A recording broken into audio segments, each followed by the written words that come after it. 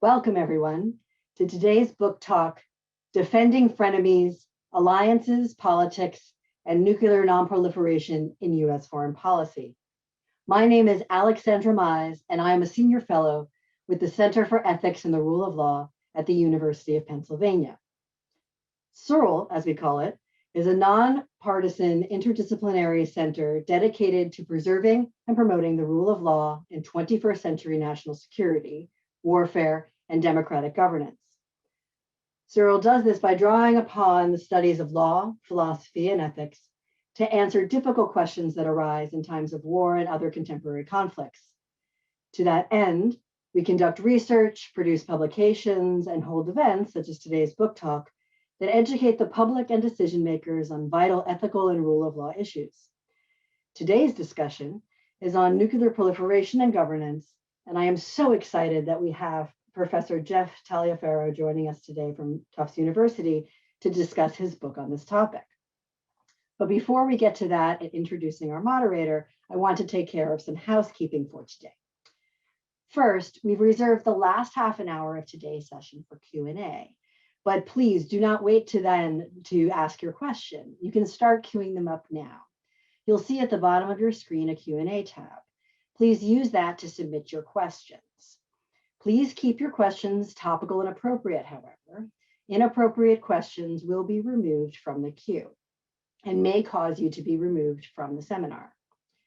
If you are seeking CLE credit for today's event, this is your friendly reminder that you must complete the CLE evaluation form to receive that credit.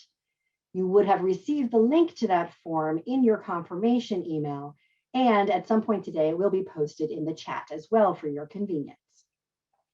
You will have to get certain code words in order to complete the form and get the credit.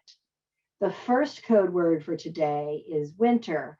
The code words will be displayed during Zoom polling throughout the session, and please make sure that you write those down so that you can include them on your CLE form after the session. With that, I now want to introduce our moderator, Attorney Jules Zacher. Jules, please go ahead and unmute your video and audio so that we can see you. Jules is the president of the civil litigation firm Jules Zacher PC, located here in Philadelphia. He is the vice chair of the Council for a Livable World, a nonpartisan nonprofit promoting policies to reduce and eventually eliminate nuclear weapons. He's also a director of the Lawyers Committee on Nuclear Policy, a nonprofit association of lawyers and legal scholars that supports the global elimination of nuclear weapons through research and advocacy. Mr. Zacher is also a member of CERL's executive board. With that, thank you so much, Jules, for moderating today's session, and preemptively a hearty thank you from me and the center to Professor Taliaferro for joining us for this book talk today. Jules, I leave it to you to introduce the kind professor, and I look forward to today's discussion. Thank you so much. Jules? Thank you, Xander. I appreciate that. I am going to now introduce Dr. Taliaferro. Jeff, I guess if you can unmute or whatever you're in, appreciate it. Jeff Taliaferro is a professor of political science at Tufts University. His research and teaching focuses on security studies, international relations theory, international history, and politics, the grand strategy of the great powers, U.S. foreign policy, intelligence, and cyber security. He is also the author of Balancing Risks, Great Power Intervention in the Periphery, which won the American Political Science Association's Robert L. Jervis and Paul W. Schroeder Award for the best book in international history and politics. Jeff is currently working on a book project on alliance abandonment in post-World War II U.S. foreign policy. He is a member of the editorial board of International Studies Review and is a former fellow at the Woodrow Wilson International Center for Scholars in Washington.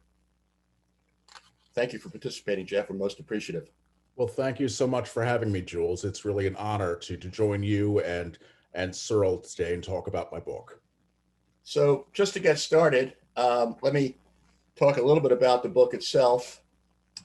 And the name of the book is Defending Frenemies, Alliances, Politics, and Nuclear Proliferation, Nonproliferation in U.S. Foreign Policy. It was published by Oxford Press in 2019.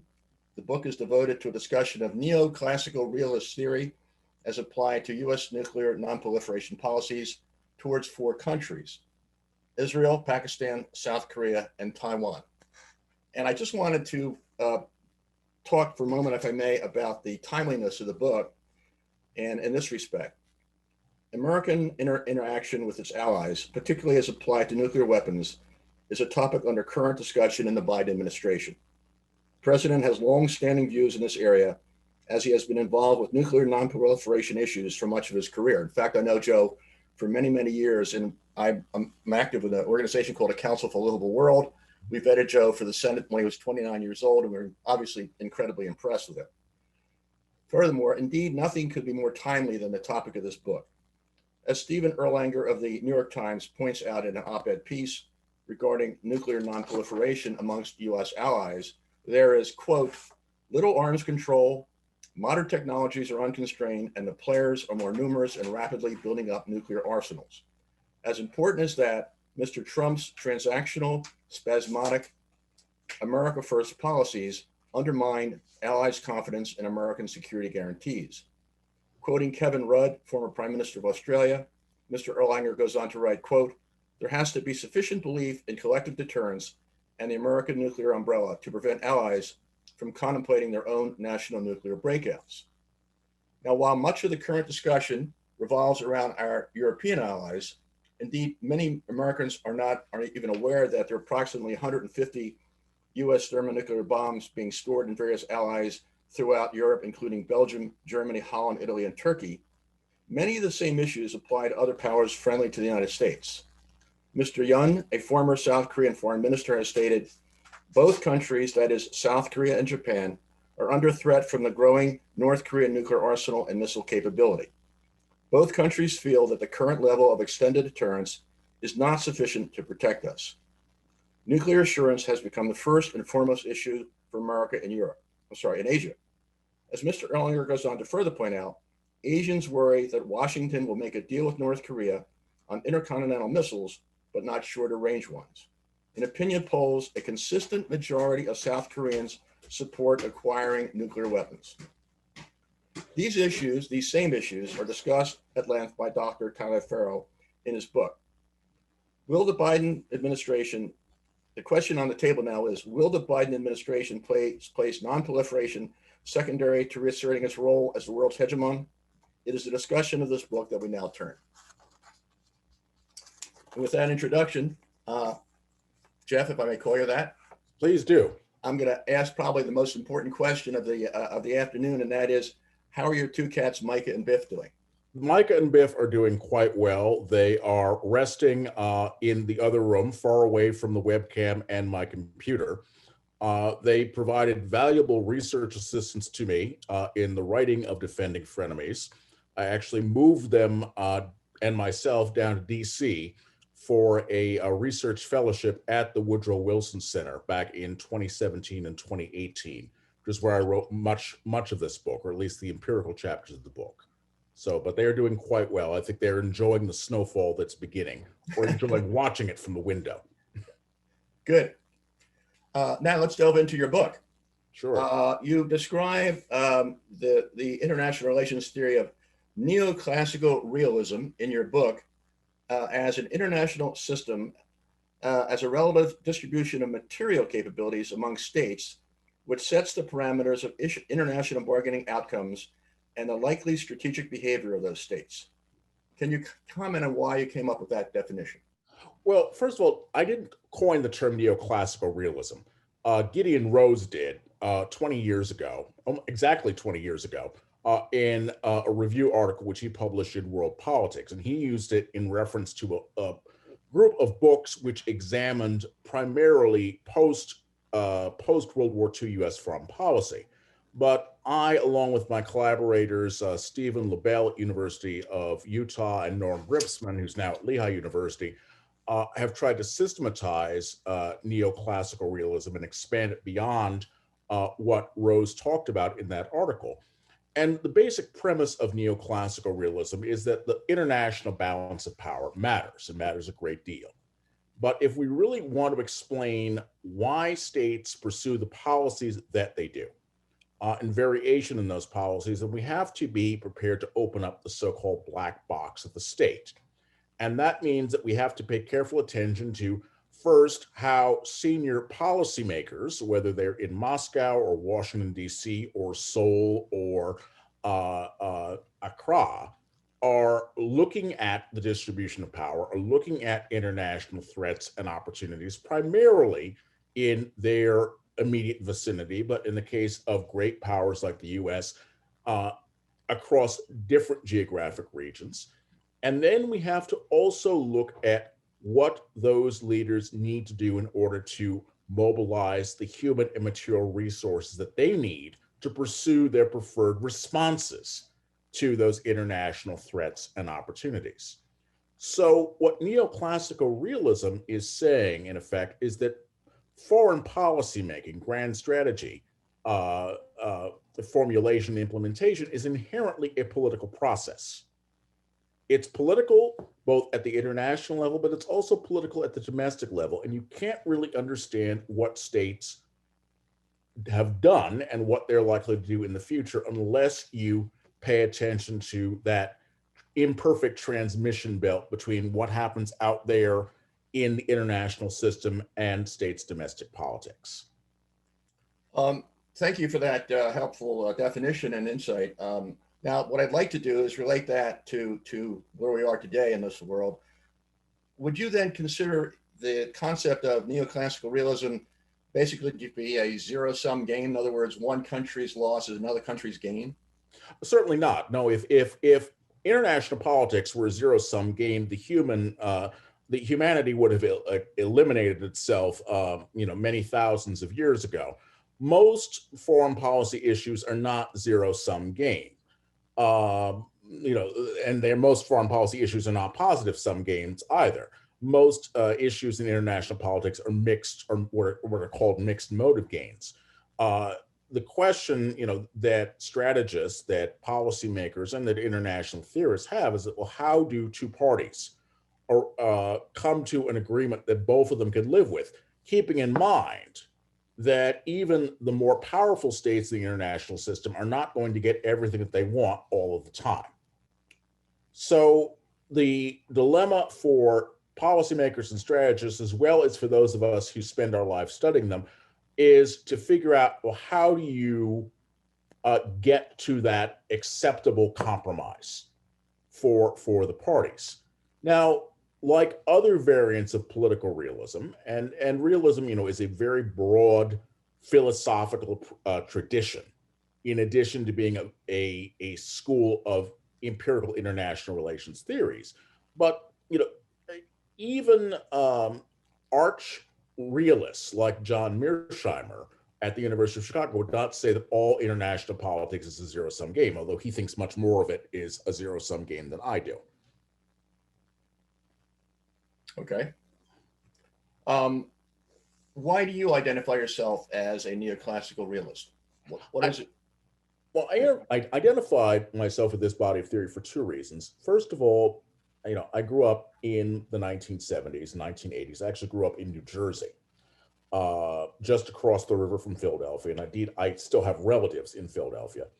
But I grew up at a time in which it seemed as if the United States was in relative decline because of the Vietnam War. And I was always interested in this gap between how we as Americans perceived ourselves on the international stage and the actual material components of power, which even in the 1970s and the early 1980s seemed remarkable.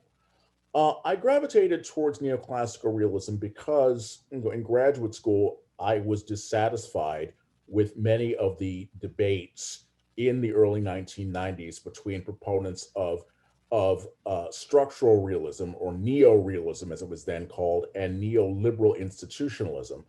And these debates were taking place at an Olympian level of abstraction and seemed very far removed from what I'd come to graduate school to study, which was foreign policy. And neoclassical realism, as it came to be called in the late 1990s, seemed to be a vehicle in which one could have a theoretical explanation of foreign policy behavior, but at a middle level. In other words, one could create general theories that could explain some big and important things about the foreign policies of the United States and other countries, while taking into account things like the international balance of power, which matter, without losing sight of how actual flesh and blood human beings are making decisions, and how foreign policy decision makers, the so-called top leadership of a state, and their subordinate bureaucracies have to deal with the political constraints on them. Well, so I guess it was both my interest, in theorizing, but also my interest in policy and in history. I understand that. Thank you. Well, I guess where I'm driving with all this is you mentioned another theory of international relations, more on the liberal side, if you will, than on the realistic classical side. And my question to you, Jeff, is do you see any role for international collaboration, such as Kant described in To Perpetual Peace, for instance, in curtailing the spread of nuclear weapons? Or do you see more of one state against another, just maximizing their own individual interests as a hegemon, if you will, and using nuclear weapons to do that? Well, let's take a look at what happened during the Cold War between the United States and the Soviet Union. You have an almost 50-year rivalry between two global superpowers that originated in Europe and which spread to other regions of the globe, including East Asia, South Asia, the Middle East, Sub-Saharan Africa, and the Americas. Yes, the Soviet Union and the United States came dangerously close to fighting a third world war on not one, but actually three occasions. The one everyone talks about is the Cuban Missile Crisis of October of 1962, and rightly so. But something strange happened. The Soviet Union and the United States, deadly enemies, each with arsenals by the mid-1960s capable of ending human life on this planet, collaborated with each other to create the Nuclear Nonproliferation Treaty. Both superpowers saw the spread of nuclear weapons technology to third states as being threatening to their interests, and they collaborated with each other. The United States spent a tremendous amount of time trying to prevent its own allies, its own vulnerable allies, from developing independent nuclear arsenals in different regions around the world. Now, the dilemma, that US policymakers from the Kennedy administration through the Reagan administration faced was when you had two competing strategic imperatives. One was to prevent the spread of nuclear weapons technology, nuclear weapons capabilities to third states, including US allies. And the other was containing the growth of the Soviet Union's power influence in different regions of the world. And occasionally, those two strategic objectives came into conflict with each other. And policymakers in those 5 administrations had to make some choices. But overall, the United States, the fact that the United States and the Soviet Union collaborated with each other to control the proliferation of nuclear weapons beginning in the mid-1960s, I think is a remarkable success story. Are you saying then that the outcome that nuclear weapons basically were a means of collaborating between Russia and the Soviet Union? No, they were not a means of collaborating. No, military technologies in general are neither good nor bad. They can be used for good or bad purposes. And of course, many have. But no, I mean, nuclear weapons, certainly they were a status symbol for the states that had them, that still have them. And let's face it, we only have, in the world of 196 sovereign territorial states, there are only 9 of them that are nuclear armed. That's a remarkable success story. Now, one can quibble as to, well, is this because of a nuclear nonproliferation regime, a nuclear taboo? Is this because of some normative prohibition on developing nuclear weapons, or is it because the United States and the Soviet Union took active measures to preclude other states from developing nuclear arsenals, or is it because those other states either never had the demand for nuclear weapons nor the wherewithal to pursue those nuclear weapons in the first place? You know, all of those, in a sense, are unanswerable speculations on our part. But the fact is that we live in an international system of 196 states, and only 9 of them have nuclear weapons. Well, okay. That may be true, but again, it's kind of interesting to me that the 9 that do have these weapons, the role that that the system that you're talking about plays, and your concept is a neoclassical realist concept. I guess my question, sir, is this: what role do you see for law, for international law, particularly in regards to treaties such as the NPT, or more importantly, the Treaty to Prevent Nuclear Weapons, the TPNW? Well, the PPNW, the Treaty to Prohibit Nuclear Weapons, I think it's very interesting that that was a treaty that was proposed by states that do not have nuclear weapons.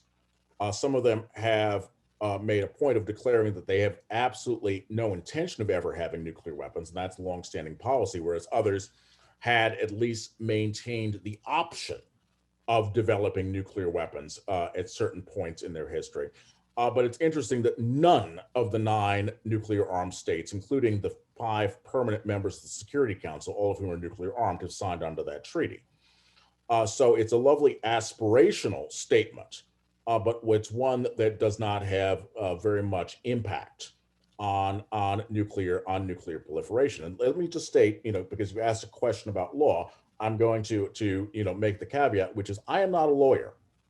I did not go to law school. I'm an international relations theorist and security studies scholar. So I can't talk about the legal technicalities of different treaties. What I will say, though, is that states enter into treaties, states negotiate treaties, and states adhere to treaties based on their calculations of their strategic interests, which can change over time.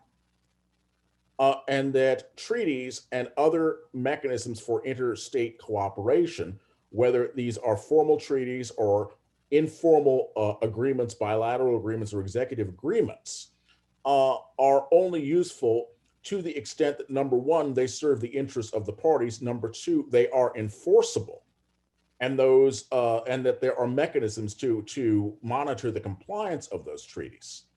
But in and of themselves, you know, treaties and institutions and legal frameworks don't so much shape states' interests so much as they reflect what those interests are. You said the treaties only serve the purpose of those who signed them. Would you not agree with me that there are other purposes as well, namely the non-signatories to a treaty, particularly in regards to nuclear weapons? So that there are people out there that countries may not actually have signed these treaties, but certainly would benefit from the reduction of nuclear weapons in the world. Well, humanity would theoretically benefit from the reduction of nuclear weapons in the world. No one, or at least I certainly would not dispute that. Do I think that we would ever get to a point in which an entire class of weapon systems could be eliminated? No, I really don't. I don't think that's a realistic prospect in an international system with 196 sovereign territorial states, and in which you have great powers and middle powers who have conflicting areas of interest. And you have the question of, well, if you're going to promote general nuclear disarmament, who's going to go first? It's not going to be the United States, and it's certainly not going to be Russia. Now, China, has made the argument, the People's Republic of China has made the argument when the Trump administration talked about wanting to bring China into the New START treaty. China's retort was, well, we have a nuclear arsenal that's only has about 300 strategic nuclear warheads. The United States and Russia have under START have a strategic nuclear weapon ceilings of about 1,500 each. They need to reduce their nuclear arsenals before we even think about entering into a trilateral negotiation with them on reducing our nuclear arsenal. So what I'm saying is that, treaties and international law, these are the products of political processes. These are the products of political calculations. No matter, how pure, how pristine one thinks the motivations for a treaty happens to be, and how noble one thinks the ends of a treaty ought to be. The reality is that states negotiate treaties and they renegotiate treaties and they abrogate treaties or withdraw from treaties based on political calculations. Let me, since you brought up the NPT earlier, let me just mention, of the states which I examined in defending frenemies, there were two cases of states that never signed the Nuclear Nonproliferation Treaty, the State of Israel and the Islamic Republic of Pakistan, and neither of them had any intention of signing the NPT, even though they were pressured to do so by the United States. Why? Well, because Israel in the late 1960s and early 1970s was a small state with no geographic depth, surrounded by enemies with much larger conventional forces. And it felt itself vulnerable, and it didn't have any reliable allies. Pakistan, was carved out of British India, had territory that was non-contiguous up until the 1971 Bangladeshi War of Independence. East Pakistan was separated from West Pakistan by about 150 kilometers of Indian territory, and it was absolutely indefensible, in addition to being ethnically dissimilar from West Pakistan. But these were states that pursued nuclear weapons programs because they feared imminent attack by much more powerful predatory neighbors, or neighbors that they perceived to be much more powerful or predatory. And so, is it any surprise to me that they didn't want to sign the Nuclear Nonproliferation Treaty? No. India never signed the Nuclear Nonproliferation Treaty. And that was a source of tension in US-India relations for 30 years, especially in 1998, May of 1998, when India resumed nuclear testing after a self-imposed moratorium of a quarter of a century. But you know what happened? In 2004, 2005, then President George W. Bush realized that India would be a useful partner as both a counterweight to Pakistan, but also as a counterweight to China.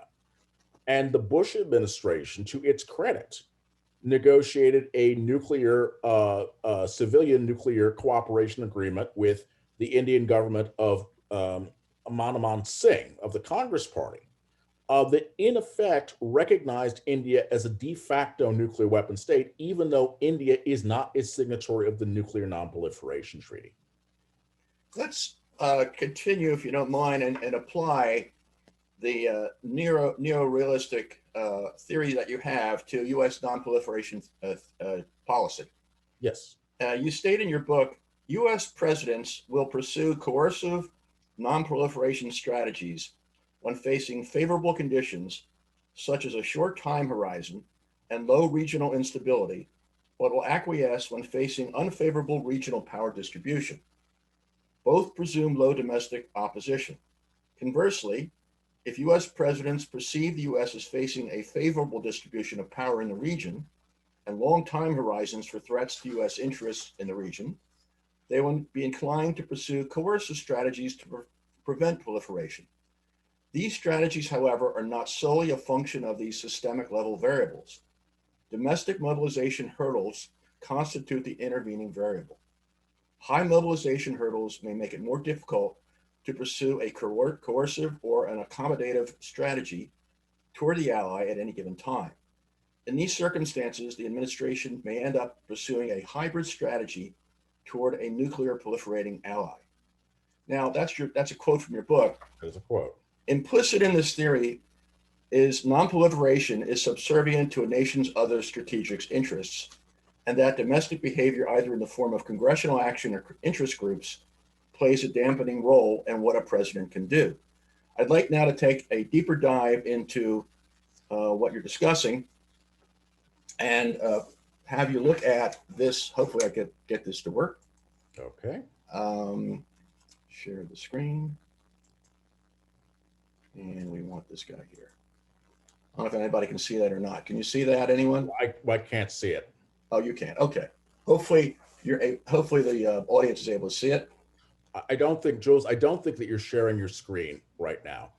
Because if you were, I would be able to see it. Now I can see, yes. Oh, Sorry yes, about that. my Okay. my diagram.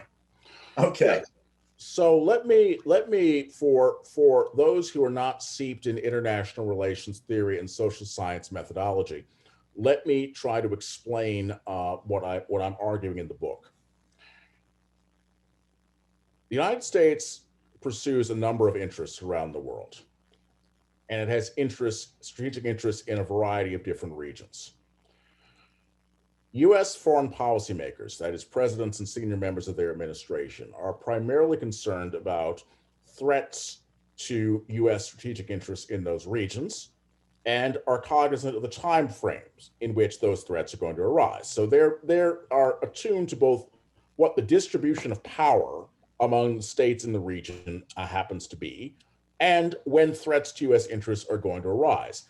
And that calculation, that assessment, leads them to make some conclusions about the types of policies that they would like to pursue toward particular allies in that region and towards adversaries in that region. And nuclear proliferation is just one of those issue areas.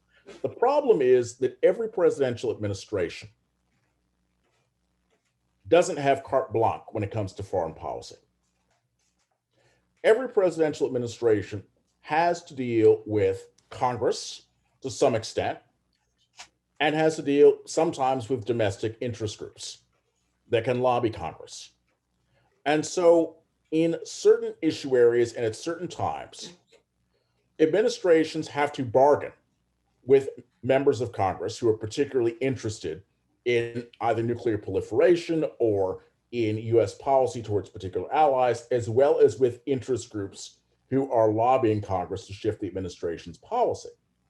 And it is that bargaining process that can sometimes skew the types of policies that an administration ultimately winds up pursuing toward that ally. So what I'm saying is that, yes, regional power distributions and leaders' estimates as to when threats are likely to arise in the near future as opposed to in the long term set their initial set of preferences about the types of things they would like to do, but they still have to work through a political process in order to be able to implement those strategies. And the strategies that the United States pursues toward particular allies is simply not discernible by just looking at what the distribution of power was in a given region at a particular time. It's actually a much more complex story. And so that's what that particular slide, figure 1.1, is trying to capture. Okay.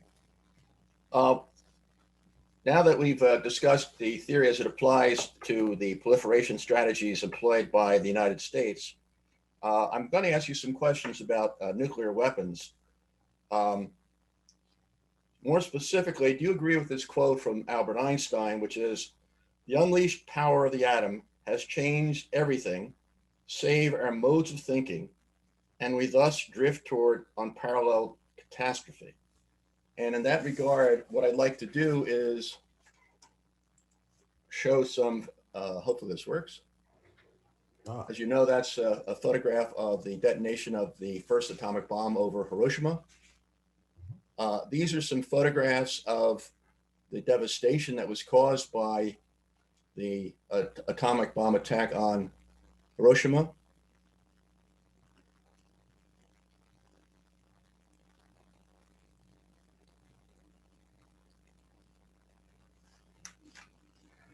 So my question is, and by the way, I want to read something that's kind of interesting. I just came across this in a book that talks about the first atomic bomb that was used on Hiroshima. And the author writes, exactly 44.4 seconds later, Little Boy, which is the name of the first device that was dropped on Hiroshima, exploded at an altitude of 1,968 feet. Karen, our tail gunner, was the first one on the Enola Gay to actually see the flash of the explosion. It was all over the whole sky. I got the brunt of it. I thought I was blinded, even with the special goggles on. He goes on to write, a 3-mile diameter expanding dark gray cloud was enveloping the city. Fires were breaking out everywhere. The city itself looked like a bubbling black tar. In the center of the destruction, a turbulent, bubbling cloud, purplish gray in color, with a fiery red core, was rising into the now familiar mushroom shape. Karen described it as a peep into hell. Fervently stated later, it was exactly the same as you've seen it in the pictures. The only difference is that from where you could see it, there was parts of things moving up in the cloud, parts of buildings were just rubbish of all kinds. Lewis wrote in his log, there in front of our eyes was without doubt the greatest explosion man has ever witnessed. He went on to say, I honestly have the feeling of groping for words to explain this, or I might say, my God, what have we done? If I live 100 years, I'll never forget these few moments out of my mind.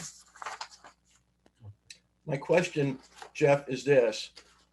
We talk about nuclear weapons. You say before that it's a whole class that you can never deal with as a system or group of weapons.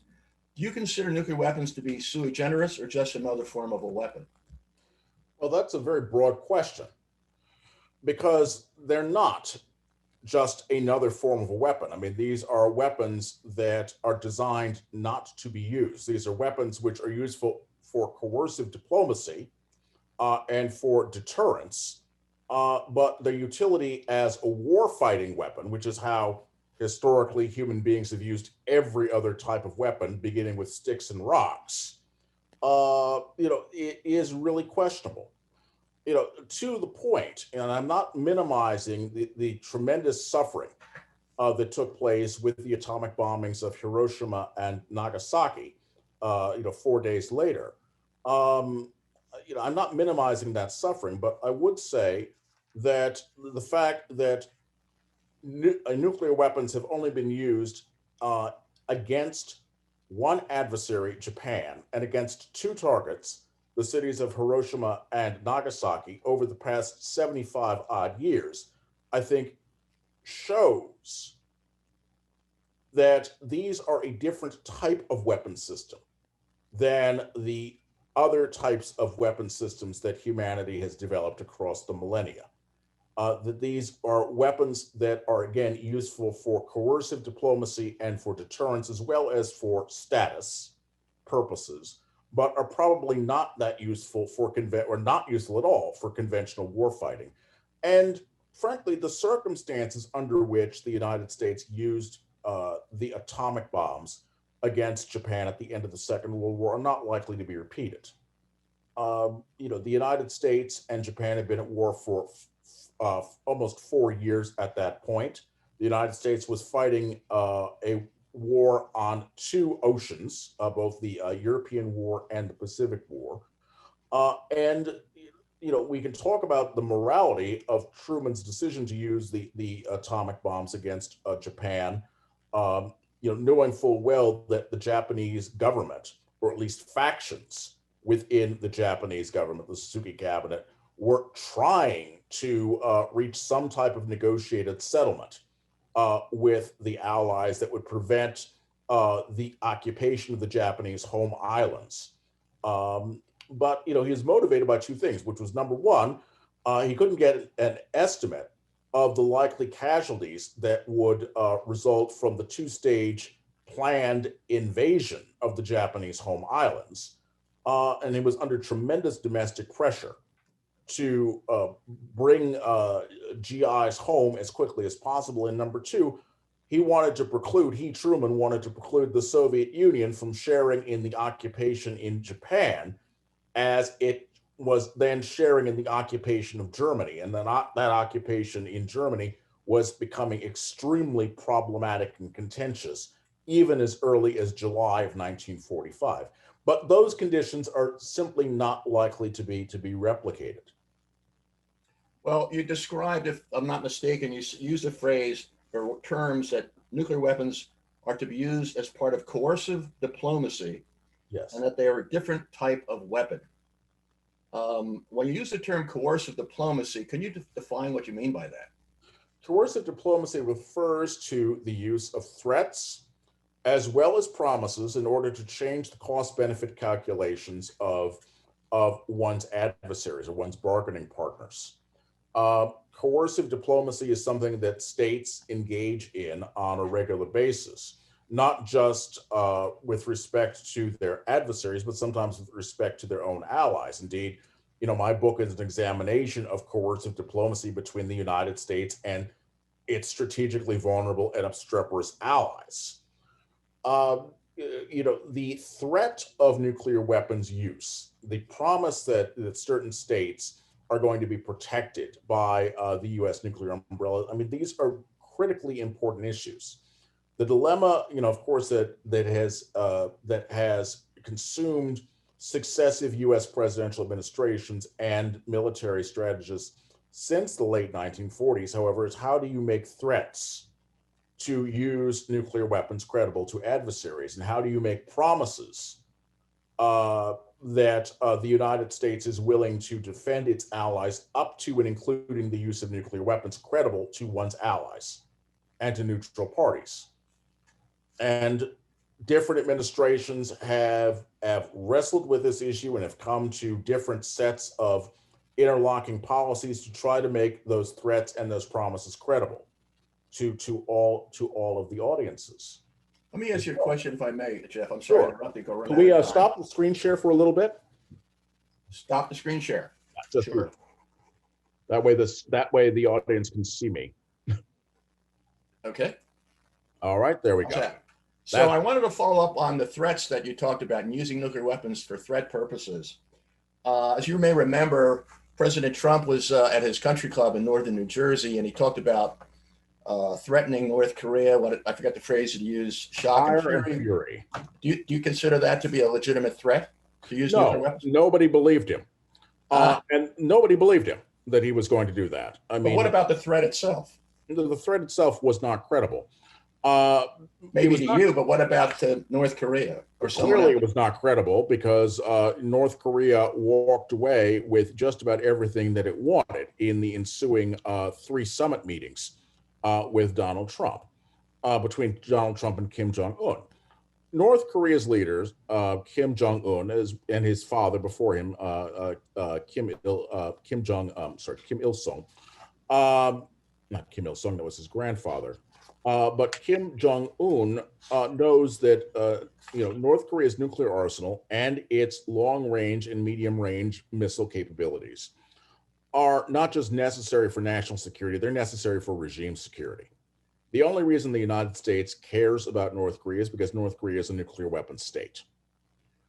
And Kim knows, frankly, that if North Korea were ever to give the IAEA and or U.S. inspectors unfettered access to all of his nuclear arsenal and to all of the nuclear production infrastructure that he has, and were to agree to surrender those weapons and to surrender the fissile material and to allow plants to be dismantled, his regime would collapse. He is not going to do that. Let me finish, please. Yeah, I got a bunch of questions, Jeff, and you go off. But go ahead. Okay. Well, the Trump administration, said that its objective was the complete, verifiable, irreversible denuclearization of the Korean Peninsula, and that's simply not an obtainable objective. That's simply not an obtainable objective. The best that any administration could hope to negotiate with North Korea is some sort of agreement to control North Korea's long-range and medium-range ballistic missile tests. But North Korea is not going to surrender its nuclear arsenal. We're not going to go back to the situation as it existed prior to 2006. And I know you've got other questions, so I'll let you. Thank you. What I really wanted to do is I wanted to talk about the 4 countries that you analyzed, yes, and apply the theories that you espouse. And in that regard, what I'm going to do is I'm going to hopefully share my screen again. Okay. And let's see. Can anyone see that? No, Jules, we can't. Hold on a second. Whoops. Oh boy, hold on. Guess you can't see that either. Right. Anyway, what I wanted to talk about is basically your spectrum of asymmetric alliances that you discussed. And more specifically, you chose, I believe, 4 countries, if I'm not mistaken. You chose Israel, Pakistan, South Korea, and Taiwan to analyze. And you mentioned in there, one of the things in analyzing those 4 countries is that there are high mobilization hurdles, namely Congress and domestic pressure groups. So I'm just curious right now, if you could answer this question for us. These mobilization hurdles, namely Congress and domestic pressure groups, how will this constrain the Biden administration in its dealings with Israel and American efforts to curtail proliferation in the Middle East, as seen, for example, in re-entering the JCPOA? I'm very glad that you asked that question. The Biden administration, the president, Jake Sullivan, his national security advisor, Secretary of State Antony Blinken, have all stated, their desire to re-enter the JCPOA, from which the Trump administration withdrew in May of 2018. And the hurdles to doing that actually are quite high. First of all, there are 2 U.S. allies in the Middle East who were openly, vehemently critical of the JCPOA. Because they see Iran, and especially the prospect of a nuclear-armed Iran, as an existential threat. And those 2 states were Israel and Saudi Arabia.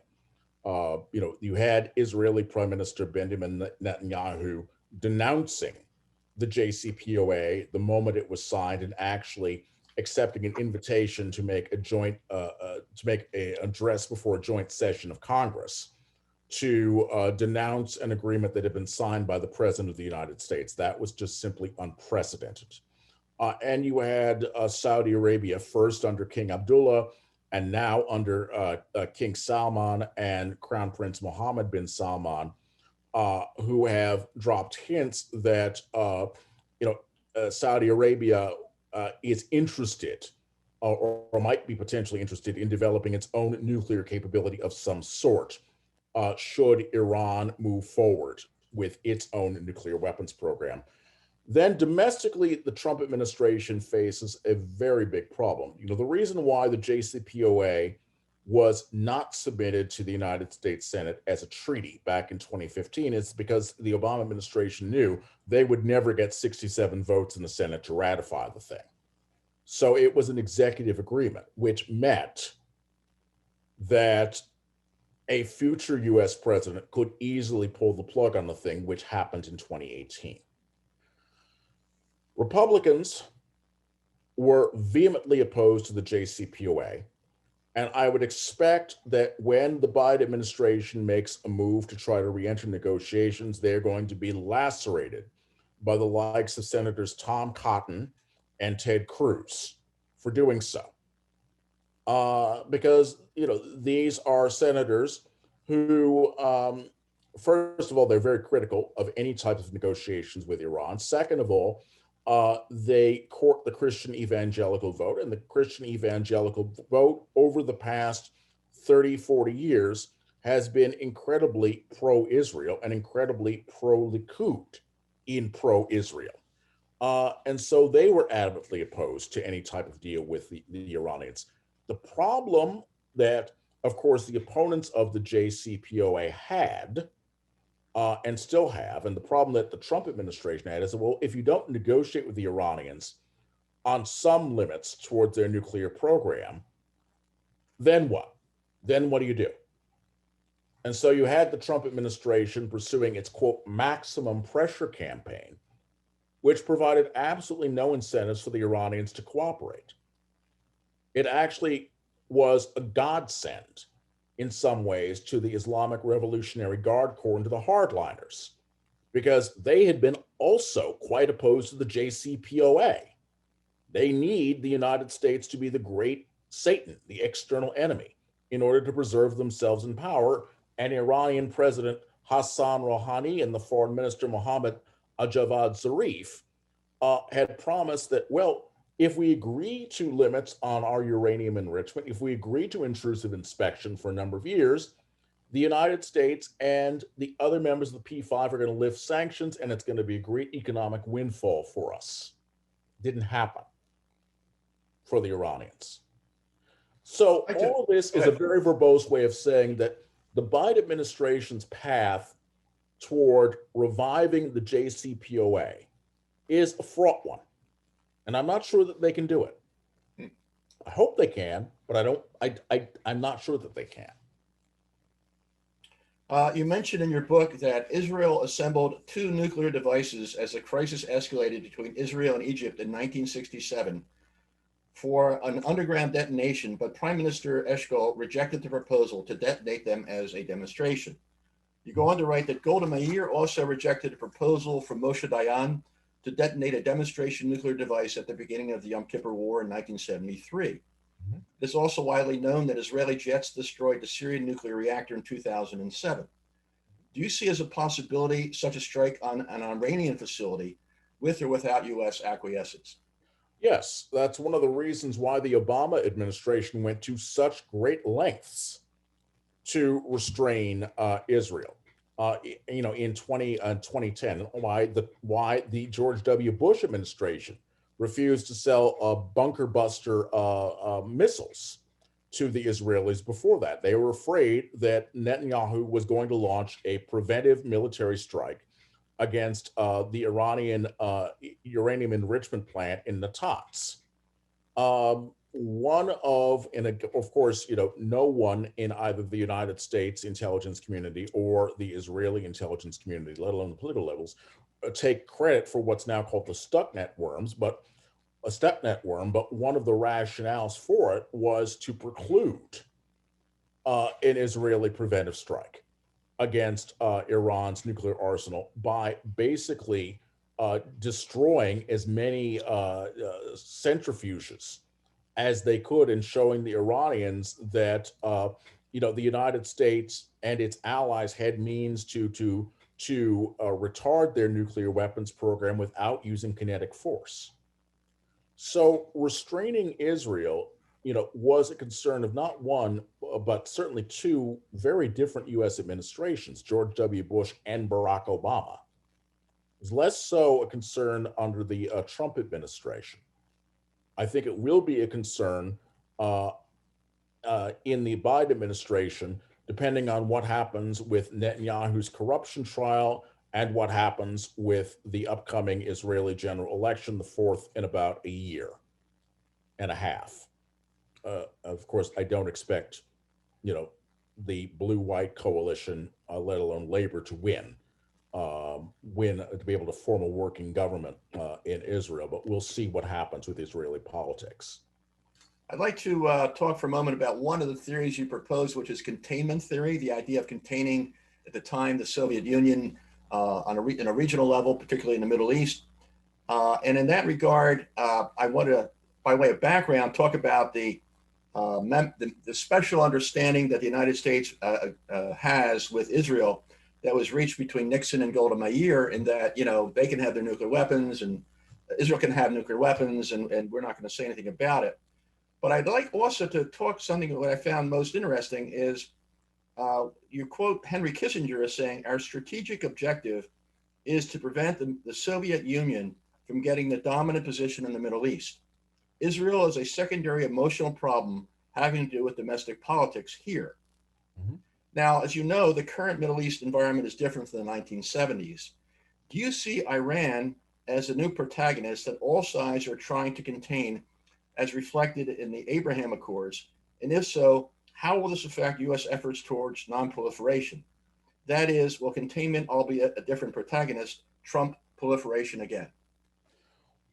Well, that's actually a very good question. Fortunately for the United States, Iran is in a much weaker position than it was 8 or 9 years ago. Its economy is in shambles. It was in shambles before the coronavirus pandemic. And the coronavirus pandemic has really accelerated Iran's economic decline. Iran succeeded in bolstering Bashar al-Assad's regime in Syria. It sent, Quds forces of the Islamic Revolutionary Guard Corps to prop up the Assad regime. And of course, Russia outsourced its air force to prop up the Assad regime. Hezbollah is still a powerful force in Lebanon, although Lebanon, right now, its current government is still dealing with the aftermath of last summer's mammoth explosion in the port of Beirut. But Iran is in a much weaker position than it was 8 years ago or 9 years ago, in part because of its economic decline, in part because of the de facto alignment between Israel and the Gulf states against Iran. Israel and Saudi Arabia, of course, do not have official diplomatic relations, but they talk to each other quite a bit.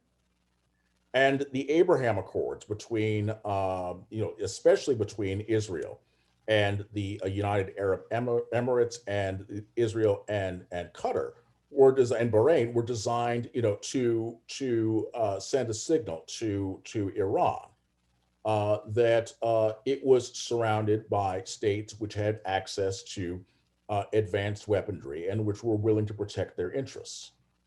But again, fortunately, Iran is a regional power. It's not a great power in the same way that the Soviet Union was.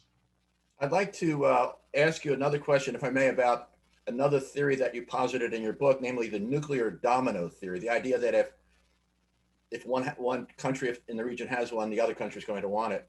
Do you see Saudi Arabia developing its own nuclear capability? Do you see South Korea and Pakistan developing their own nuclear capability because they do not trust the United States, particularly in regards to South Korea? Because, as you know, the United States is only talking with North Korea about strategic weapons. They're not talking about tactical weapons, which I think are of much greater concern to South Korea. Could you comment on that for us? Sure, but just first, one correction. Pakistan already is a nuclear weapon state. They have been a nuclear weapon state since. You're right. I apologize. You're right. Yeah. Yes. No, the concern right now is that South Korea. You cited earlier in our conversation. You cited opinion polls in South Korea showing very strong support for South Korea developing an independent nuclear arsenal, and you pointed to statements by South Korea's foreign minister, indicating some willingness to revisit the issue. And I think this is yet another dilemma for the Biden administration. The United States pulled its tactical nuclear weapons out of South Korea in 1991 under President George H.W. Bush. So our forces are still there in South Korea, but they're conventional forces only. And South Korea is not explicitly covered in the U.S. nuclear umbrella. The Biden administration is going to have to enter into negotiations with North Korea in conjunction with South Korea and Japan to try to redress the threat, not just of North Korea's long-range ballistic missiles, but also its short-range missiles, because that's what the South Koreans and the Japanese are concerned about. Do I think, though, that South Korea and Japan are on the precipice of, making a political decision to go down the route of nuclear proliferation? No, I really don't. South Korea, of course, is a very different state in 2020 than it was in the early 1970s, which is the period in which my particular chapter begins.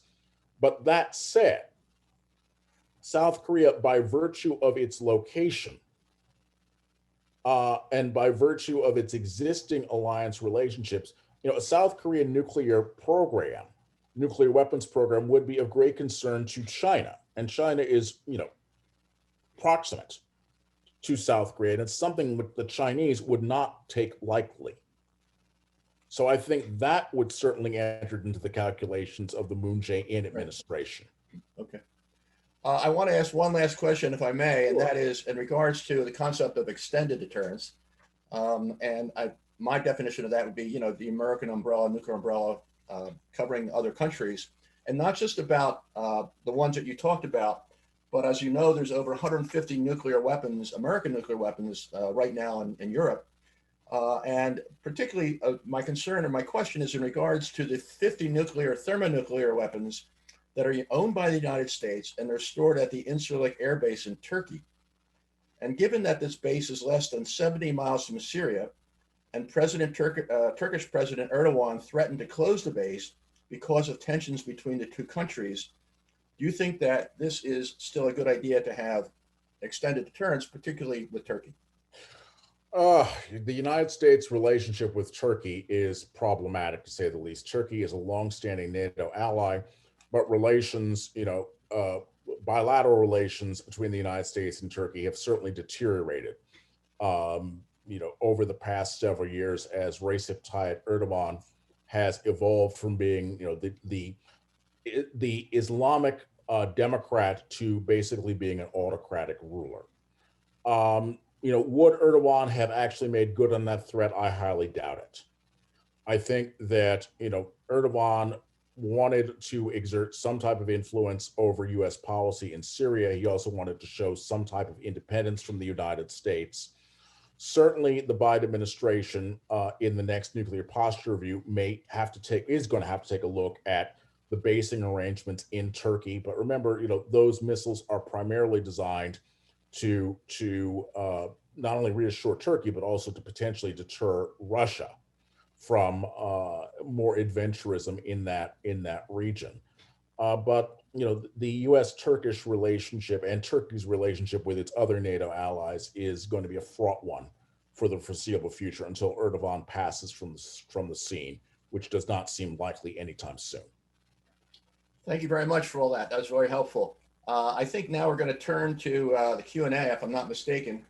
Sure. And let me see if I can pull up what we have. The first one I wanted to ask you is one posed by Scott Sagan. And he writes, Monteiro and Debs focus on preventive war as a non-proliferation tool in their recent book. They claim but provide almost no evidence that India did not launch a preventive strike against Pakistan before the 1998 tests because leaders in New Delhi feared the US would respond militarily against India if that happened. In your research on US-Pakistani relations, did you find any evidence of such US plans, threats, or commitments? And if not, how does a classical realist explain India's decision not to launch a preventive strike on the Pakistani nuclear program? Well, first of all, I'm honored to be asked a question by Scott Sagan, a scholar whose work I've read for many years and who I have a great deal of respect for. Monteiro and Debs, and I should say that Nuno is a friend of mine, do make that claim, and they do provide absolutely no evidence that India even contemplated launching a preventive strike against Pakistan right before the 1998 nuclear tests. The government of Indian Prime Minister Atal Bihari Vajpayee resumed nuclear testing largely for domestic political reasons, not for strategic reasons. The BJP, of course, was the Hindu Nationalist Party, and Vajpayee and other members of his government wanted to show their nationalist credentials. The fear that the Pakistanis had, that then Pakistani Prime Minister Nawaz Sharif had, was that it was going to result in an escalation of tension between the two, which it did the following year in the cargo crisis, in which Sharif actually flew to Washington, D.C. and begged President Bill Clinton, to intervene to try to defuse the situation. But in my research, I found really no evidence of U.S. plans, threats, or commitments to Pakistan. My analysis of U.S.-Pakistan relations really stopped in 1990 when the George H.W. Bush administration reimposed Symington Amendment sanctions on Pakistan after the Reagan administration had spent the better part of 8 years trying to prevent Congress. I've tried to thwart efforts by various members of the House and the Senate to call for the imposition of Symington and Solar's and Pressler Amendment sanctions on Pakistan. So how would a neoclassical realist explain Pakistan's decision not to launch a preventive strike on Pakistan's nuclear program? I would have to think about it, Professor Sagan, and I'm happy to have that conversation with you via email or maybe on the MIT Security Studies listserv, but I haven't really given much thought to it, I have to tell you. I have a question from Claire Finkelstein, our esteemed leader. Claire writes, the emphasis you place on the credibility of threats to use nuclear weapons is critical to the effectiveness of deterrence as an approach. However, a credible threat to use nuclear weapons in a first strike is a threat to engage in an illegal action under international law. If deterrence relies on the issuance of an illegal threat, is this still a valid method of pursuing US security interests? Is a threat to engage in an illegal action itself legal? She goes on to write, as a further follow-up, consider Article 2.4 of the UN Charter. Does that provision not suggest that any country that is the recipient of a threat to use illegal force would be entitled to take quote unquote countermeasures?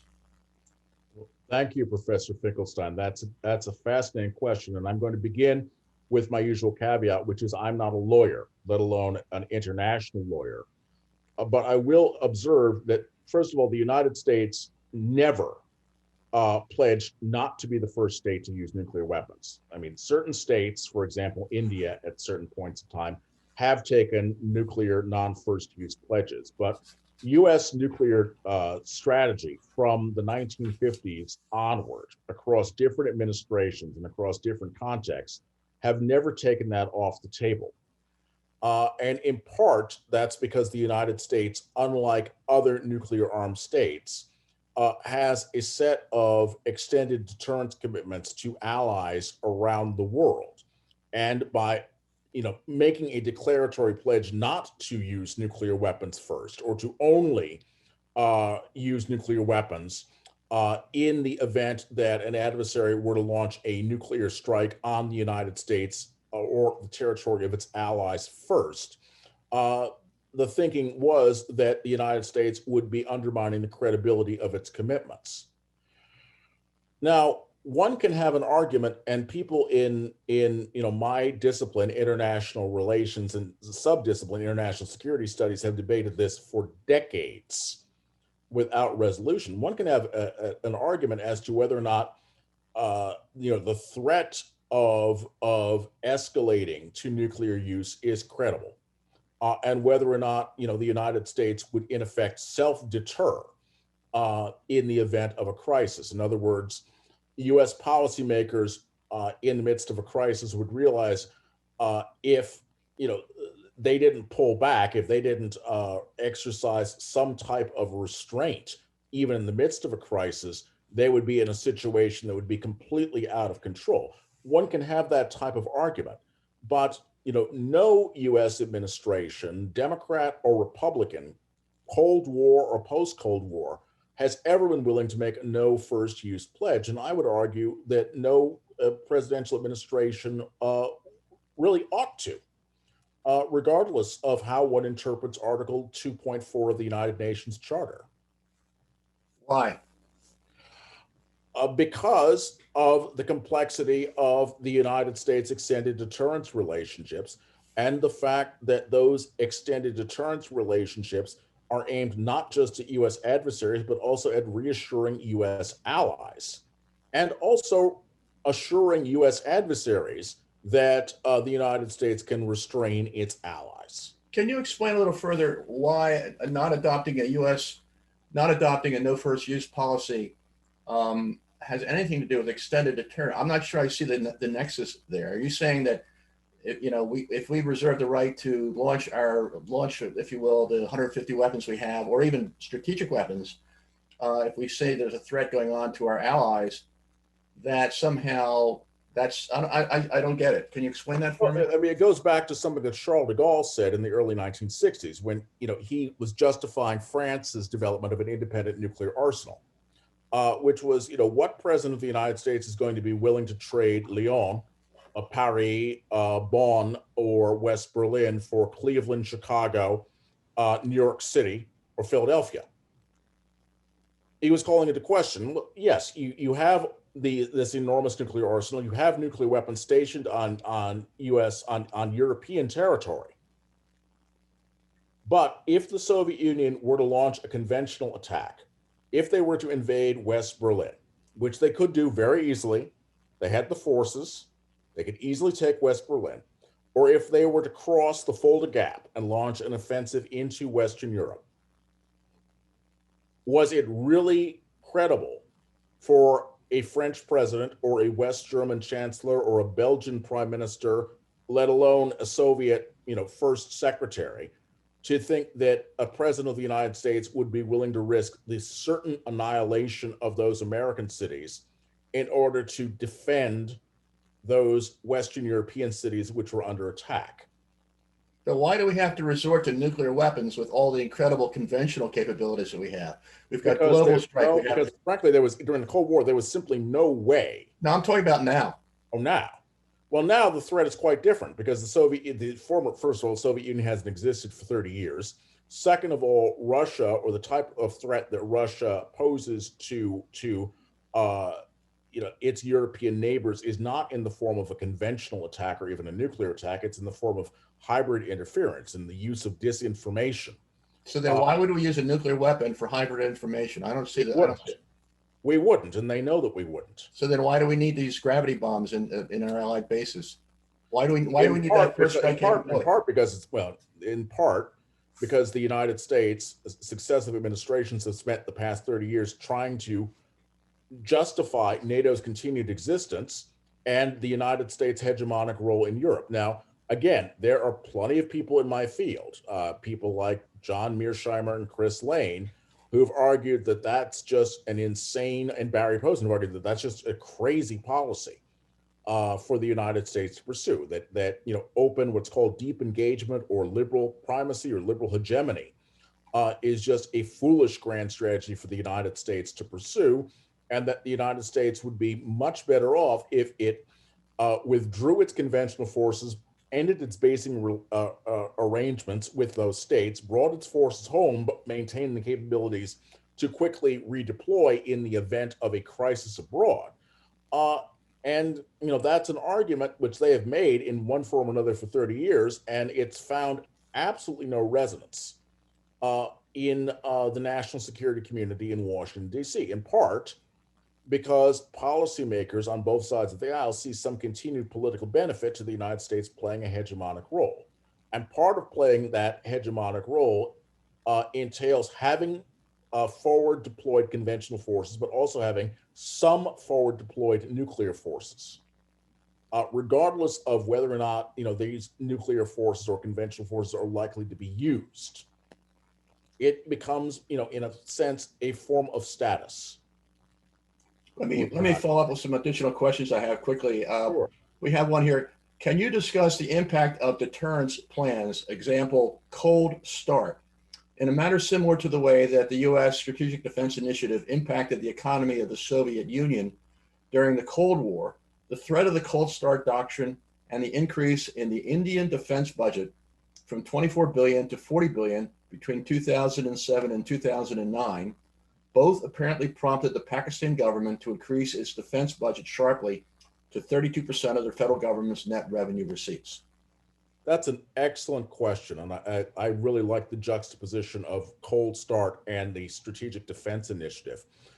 I think what's remarkable about both the impact of the Strategic Defense Initiative on the Soviet Union and Soviet defense planning, and on Cold Start and its alleged impact on Pakistan and Pakistani defense spending, is that, well, first of all, SDI was a technology that didn't exist in the 1980s.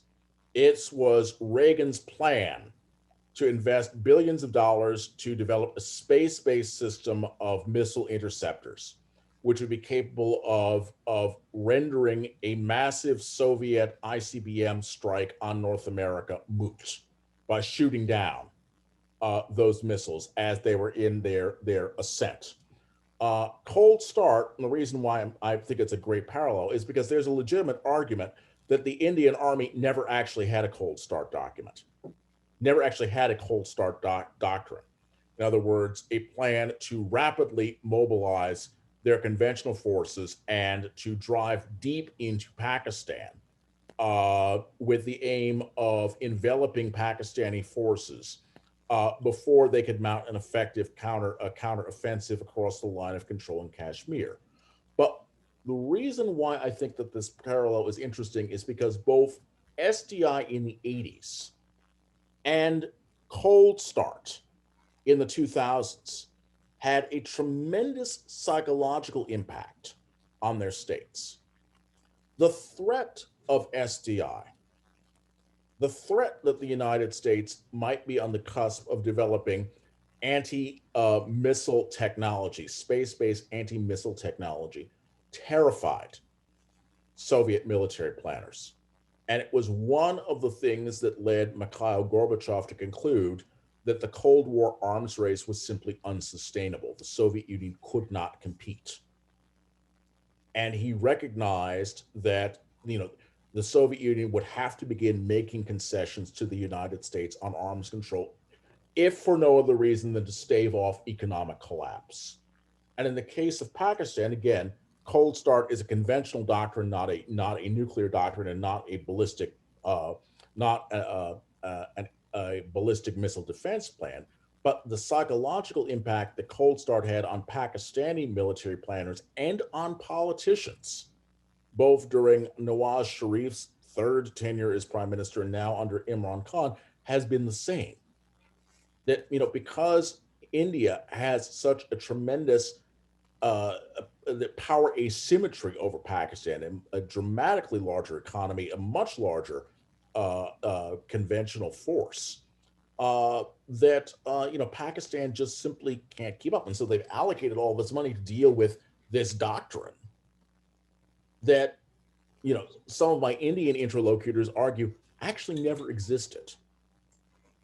That's a great question. Thank you, Kevin. I have another question here from a person. She's asking, why presume that a category of weapons cannot ultimately be effectively eliminated or greatly reduced by growing world consensus expressed in treaties? What about chemical weapons and landmines? They did not vanish, but the disapprobation clearly led to stigmatization and isolation of states that retained and used them. That's an excellent question. Chemical weapons, although nuclear weapons are lumped together along with chemical weapons and biological weapons under the header of weapons of mass destruction, these are fundamentally different weapon systems with fundamentally different physical effects and fundamentally different levels of lethality. Chemical weapons could be proscribed far more easily than nuclear weapons because chemical weapons have very, very limited uses. They are not terribly good for deterring attacks. They are not good for reassuring allies. They are good for localized attacks against civilian populations, and they are good for slowing down conventional military movements in a set piece battle, which is the way that they were used during the First World War on the Western Front. So in certain respects, it was just easier to, first of all, disincentivize the use of chemical weapons because, frankly, they had very limited military utility anyway, and then create a normative regime and an international legal structure to prohibit their use, much easier than with nuclear weapons. Now, as for landmines, again, are a very different type of weapon system than chemical weapons or biological weapons, let alone nuclear weapons. They have limited utility. They can be used to defend particular territories, but with landmines, yes, they will kill, they will maim, but how lethal is a single landmine compared to even a rudimentary nuclear weapon, a Hiroshima-sized fission device, for example? Many, many orders of magnitude much, smaller. So in a sense, yes, it's easy to ban, or rather it was comparatively easy to ban landmines and to come to some sort of consensus among the major players in the international system that landmines are not an appropriate weapon system than it would be to ban a technology such as nuclear weapons. But briefly, and I know that there's some more questions that we'd like to get to, I want to go back and amend something which I said earlier. I said that it's extraordinarily difficult, if not impossible, to ban an entire class of weapons, and I misspoke. I should have said it's extremely difficult, if not impossible, to ban an entire class of military technology. because the United States and the Soviet Union, just to give you one example, did ban whole classes of nuclear weapons. I mean, that's what the now lapsed Intermediate Range Nuclear Forces Treaty in Europe did, basically eliminating whole classes of weapons. So you can do that. But once the technology exists, once people know how to go about developing weapon systems, then it becomes very, very difficult to control. Next question is, someone would like to know, Neil Tanner would like to know if you believe whether the rise of social media could or has influenced nonproliferation, and if so, how? I don't think that it has influenced nuclear nonproliferation. First of all, I mean, nuclear nonproliferation is a fairly technical area. It's a fairly technical area, and the people who get very much interested in nuclear nonproliferation, yes, some of them do have social media presences, but that's generally not the venue in which major debates of that sort and major negotiations of that sort are likely to have. Social media has had a number of very powerful impacts on international relations and on especially international communications and in diplomacy, but really not in the area of nuclear nonproliferation up to this point. And I rather doubt that it would. The next question, the Bush administration negotiated a nuclear cooperation agreement with India and to press members of the Nuclear Suppliers Group to contravene their own guidelines, which prohibited nuclear cooperation with a non-NPT partner. Didn't this action seriously weaken the NPT and the nonproliferation regime by awarding India for its proliferation effort without requiring anything in return? That's an excellent question, Paul Meyer, and I thank you so much for asking that. I did not study this particular case in my book, but I would argue that the Bush administration's decision to negotiate, the civil nuclear cooperation agreement with the Manmohan Singh government in India, and to pressure the members of the Nuclear Suppliers Group, a regime which the United States created. It was actually Henry Kissinger, of all people, who negotiated the creation of the Nuclear Suppliers Group.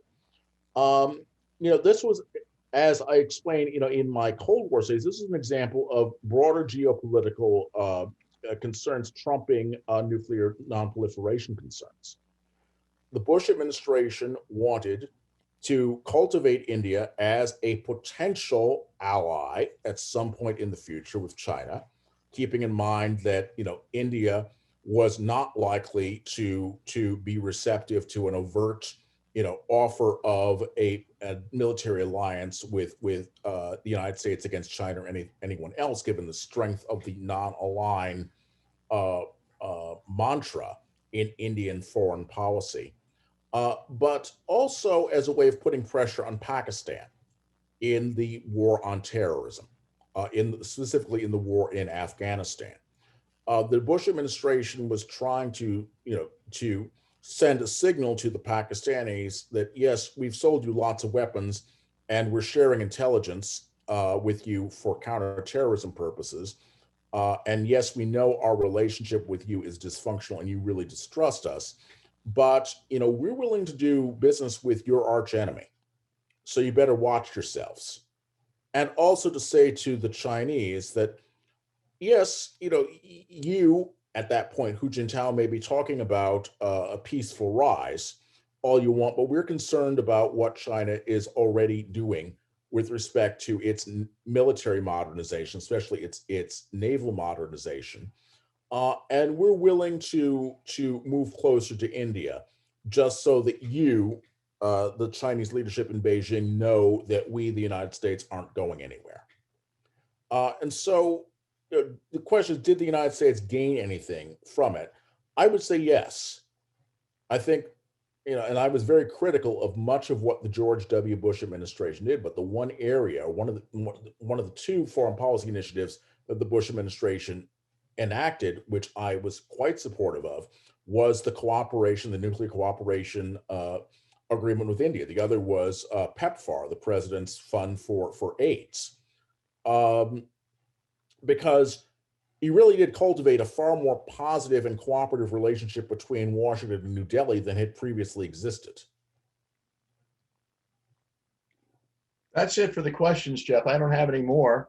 I wanted to thank you for your wonderful, really very, very, very informed and dispositive answers. I thought they were most interesting. And I'd like also to, before I sign off, to thank Elizabeth Olep, Eileen Kenny, and Naushi Giles for their incredible work on getting this thing up and running. They were very, very helpful to me in making sure it was successful. And once again, everybody, thank you so much for letting us talk. And I thought the presentation was really interesting. Thanks, Jeff. Thank you so much for having me, and thank you to the staff and to the questioners. I really appreciate it. Thank you.